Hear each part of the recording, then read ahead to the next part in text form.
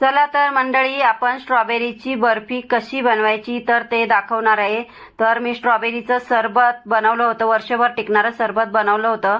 तर त्यापासून हा चौथा निघाला होता, तर तो फेकून न देता त्याची चला तर म्हटलं बर्फी बनवून ठेवूया। तर त्यासाठी आपल्याला काय काय लागणार आहे बघूया। तर सर्वात आधी इथे आपल्याला काजू लागणार आहे। तर अर्धी वाटी काजू आणि अर्धी वाटी मिल्क पावडर असं घेतलेलं आहे आणि दोन्ही आपल्याला मिक्सरला अगदी बारीक दळून घ्यायचं आहे। आणि जो चौथा निघाला होता ना, तर तो आता एका पॅन मध्ये काढून घ्यायचा आहे। एकदम प्लेन असा चौथा आहे, यामध्ये अजिबात दशा वगैरे काहीच नसतं। याला तुम्हाला मिक्सरला वगैरे फिरवायची गरज नाही। आणि जी काजूची आणि मिल्क पावडरची पावडर केली आहे ना, ती यामध्ये टाकून घ्यायची आहे। ते बाइंडिंग साठी आपल्याला लागणार आहे, कारण डायरेक्ट आपण तुम्ही स्ट्रॉबेरीची बर्फी बनवू शकत नाही। यामुळे तुमचे बाइंडिंग लवकर येईल बर्फीला, म्हणून आपल्याला हे टाकून घ्यायचे आहे। आणि चव तर भन्नाटच लागते असं टाकल्यामुळे।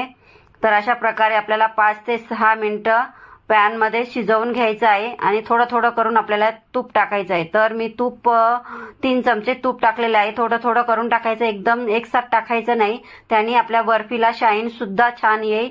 आणि फुल व्हिडिओ मी चॅनलवर अपलोड केलेला आहे, तिथे जाऊन तुम्ही हा व्हिडिओ बघू शकता। आणि स्ट्रॉबेरीचं वर्षभर टिकणारं सरबत कसं बनवायचं तर तो व्हिडिओ सुद्धा मी चॅनलवर अपलोड केलेला आहे, तिथे जाऊन तो व्हिडिओ तुम्ही नक्की बघा।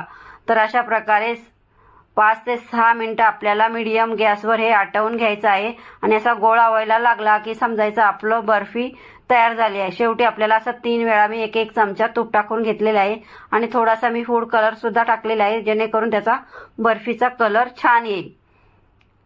तर असा गोळा तयार झाला की गॅस लगेचच बंद करायचा आहे आपल्याला। आणि त्यानंतर आपल्याला 1 चमचा इथे थोडेसे मगज बी टाकायचे आहे। तर हे दिसायला मध्ये मध्ये तुम्हाला छान दिसतील आणि खायला तर चांगले लागतातच, पण दिसायलाही छान दिसतात। आणि अशा प्रकारे आपल्याला थंड करून असा त्याचा रोल बनवून घ्यायचा आहे।